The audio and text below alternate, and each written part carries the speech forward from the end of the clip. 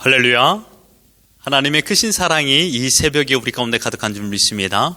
오늘 우리는 요한복음 7장 25절로 36절의 본문을 통하여 하나님의 뜻은 꼭 이루어집니다 라는 제목으로 말씀을 함께 나누도록 하겠습니다. 오늘 본문은 예수님의 공생의 행적 제3년 가을 시즌입니다. 예수님의 이적과 기사는 많은 군중들에게 메시아가 아닌가라는 소망을 주는데 충분했습니다. 여기에서 메시아를 의미하는 것은 단순히 정치적 메시아를 뜻합니다. 현재의 이스라엘 상황을 반전시켜 로마로부터 자유를 얻도록 반로마 정책을 펼칠 수 있는 권력과 능력이 출중한 메시아를 말합니다. 메시아를 향하여 이러한 착각이 들었던 계기의 기적들이 발생한 것은 사실입니다. 특별히 오병이어의 기적은 모든 군중들로 하여금 예수님을 왕으로 추대하게 하는 대전환의 사건이었습니다. 하지만 모여든 군중들에게 예수님 자신의 정체성을 밝힘으로 인해 많은 군중들은 예수님을 떠나게 됩니다. 예수님을 구원자 메시아로 믿지 않은 것입니다. 즉 군중들은 구원자 메시아가 아닌 정치적 메시아로 이상 국가를 세울 수 있는 메시아를 원한 것입니다. 뿐만 아니라 요한복음 7장에서는 또 다른 부류의 사람들이 예수님을 거부하는 내용이 나옵니다. 첫째로는 7장 1절로 5절에 예수님의 형제들까지도 믿지 아니하였다, 거부하였다라는 것입니다. 5절을 보시죠. 이는 그 형제들까지도 예수를 믿지 아니함이러라. 어떻게 믿을 수 있을까요? 예수님이 하나님의 아들이라고 어떻게 믿을 수 있을까요? 믿는 것이 어려웠을 것입니다. 함께 생활하고 그토록 책임감이 강한 형님이었는데 어느 날 갑자기 집을 나가더니 이 행방이 묘연한 채 들려온 이야기는 광야에서 또는 여러 지역에서 신비로운 기적을 행한다는 것입니다. 그리고 한간에 들려오는 흉흉한 소리는 예수님이 하나님의 아들이다, 예수님이 구원자다 라는 이야기입니다. 그리고 더 나아가서 예수를 죽이려는 무리가 생겨났다라는 이야기를 듣게 됩니다. 조막살이 되어 동생들은 예수님을 만나게 되었지만 형된 예수님의 말씀을 전혀 이해하지 못했습니다. 믿지 아니하였던 것입니다. 그리고 예수님을 믿지 아니한 두 번째 부류의 사람은 본문 25절에 예루살렘 사람 중에서 어떤 사람이 말하되 이는 그들이 죽이고자 하는 그 사람이 아니냐. 요한복음 7장 1절에도 유대인들이 죽이려 함이러라. 유대인들이 예수님을 부인하고 뿐만 아니라 예수님을 죽이려 하였던 것입니다. 그렇다면 유대인들은 왜 예수님이 메시아임을 부인한 이유, 믿지 않은 이유가 무엇입니까? 27절을 보십시오. 우리는 이 사람이 어디서 왔는지 아노라. 유대인들은 예수님의 출신과 가족을 모두 알고 있었다는 말입니다. 예수님은 나사렛 출신이었고 유대인들은 그의 부모도 알고 형제도 알고 있었습니다. 여러분, 이것이 메시아가 될 수 없는 치명적인 이유입니까? 예, 그렇습니다. 유대인들의 시각으로 봐서는 예수님을 메시아로 받아들이지 못한 것입니다. 왜요?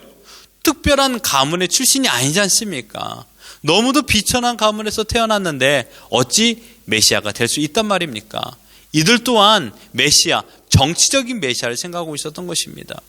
이들이 예수님에 대해 알고 있는 것은 고작 출신 신분과 가족 구성원입니다. 정작 중요하며 반드시 알아야 될 예수의 본질에 대해서는 아무것도 알지 못했습니다. 여러분, 예수님 어떤 분입니까? 태초에 하나님과 함께 계신 분으로 모든 인간을 만드신 분이십니다.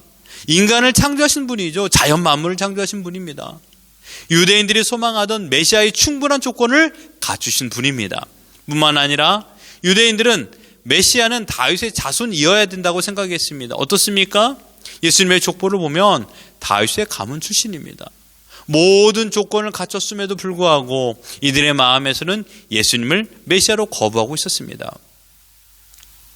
예수님께서는 자신이 왜 메시아인가를 28절과 29절에서 밝힙니다. 내가 스스로 온 것이 아니니라. 나를 보내신 이는 참되시니 너희는 그를 알지 못하나 나는 아노니 이는 내가 그에게서 났고 그가 나를 보내셨음이라. 유대인들의 영적인 상태를 알 수 있는 말씀입니다. 이들은 결코 예수님이 어떤 분인가를 알 수 있는 영적인 지각이 없었습니다.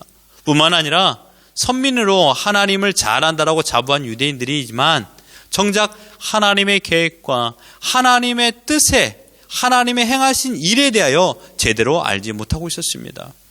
29절은 세 개의 동사로 진리를 표현하고 있습니다. 알고, 낳고, 보냈다입니다. 나는 하나님을 알고, 나는 하나님에게서 낳고, 나는 하나님께서 보내셨다, 이것입니다.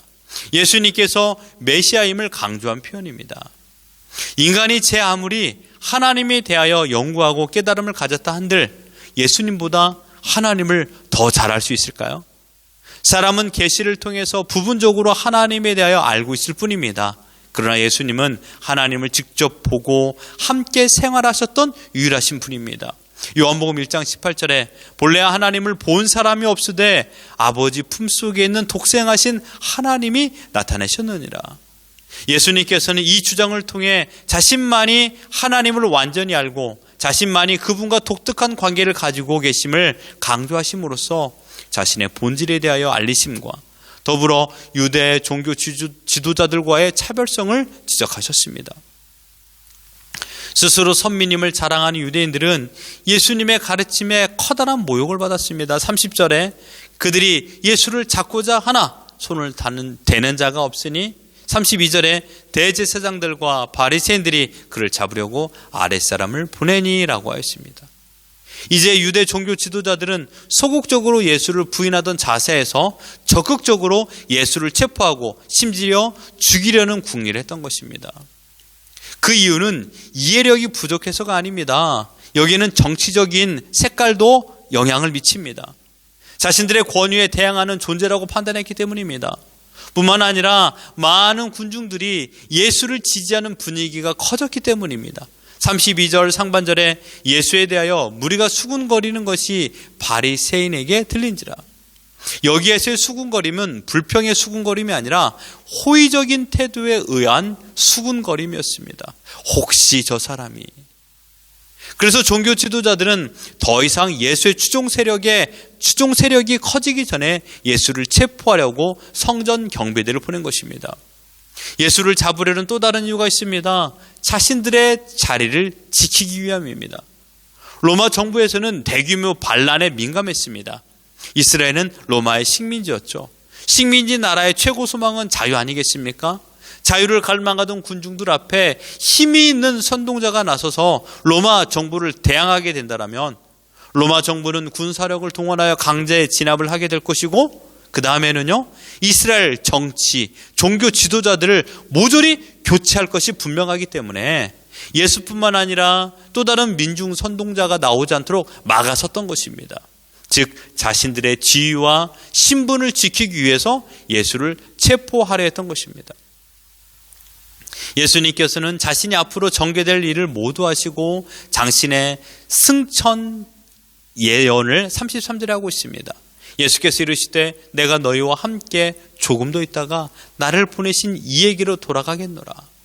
실제로 이 시기는 예수님의 공생애를 마치는 데까지 대략 6개월 정도 남은 때입니다. 예수님은 이제 6개월 후면 십자가에 달려 죽으셔야 했던 것을 모두 알고 계셨습니다. 예수님께서는 지금 아름다운 이별을 공지하신 것입니다. 아름다운 이별이 없이는 창세전에 선택한 하나님의 백성들을 구원할 방법이 없기 때문입니다. 인간의 몸을 입고 이 땅에 오신 예수님은 다시 하늘 위로 올라가십니다. 예수님은 이 땅에 진리를 가르쳐 주기 위하여 오셨습니다. 그 진리는 곧 하나님을 바로 아는 지식입니다. 하나님을 알 수 있는 방법은 오직 예수님 자신뿐입니다. 내가 곧 길이요 진리요 생명이다. 그리고 하나님의 완전하신 구원 계획을 완성하기 위하여 주님은 또다시 이 땅에 오실 것입니다. 주님은 하나님 나라로 올라가셨지만 우리에게 소망과 확신을 허락하여 주셨습니다. 우리는 아무런 소망이 없던 자들이었습니다. 마치 밑빠진 항아리에 불과한 자들입니다. 아무리 기적과 가르침을 준다 한들 하나님의 말씀을 듣고 이해하고 믿을 수 없었던 존재들이었습니다. 우리에게 소망으로 채울 수 있는 방법은 한 가지입니다. 밑빠진 항아리를 많은 물에 있는 시냇가에 던져버리면 그 항아리에는 물이 가득 채워지는 것처럼 소망의 하나님께서 우리를 가슴에 품어주신 것입니다. 우리가 하나님 품에 들어간 것입니다. 그로 인하여 우리는 소망이 흘러넘치게 되었습니다. 예수 그리스도께서 하나님의 뜻대로 이 땅에 오셨고 하나님의 뜻대로 십자가에 죽으셨고 그리고 하나님의 뜻대로 보내신 그곳에 올라가셨고 또한 마지막으로 하나님의 뜻대로 다시 이 땅에 오셔서 우리에게 영원한 천국을 허락하여 주실 것입니다.